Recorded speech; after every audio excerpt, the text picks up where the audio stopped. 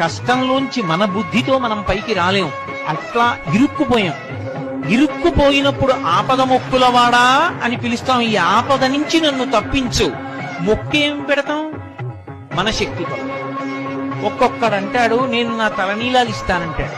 ఒకడంటాడు కొండకి నడిచొస్తానంటాడు. ఒకడంటాడు స్వామి నీ హుండీలో 5 రూపాయలు వేస్తానంటాడు. ఇప్పుడు వీటిని మొక్కులంటారు. మొక్కు అన్న మాట మీరు జాగ్రత్తగా గమనించాలి.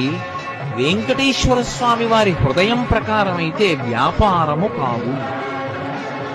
అది పాపము వలన దుఃఖం వస్తోందని వాడు తెలుసుకోవాలి.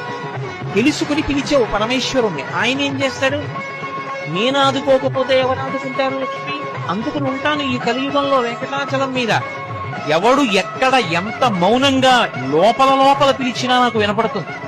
నేను వింటాను, వాణ్ణి ఉద్ధరిస్తాను. పొదలు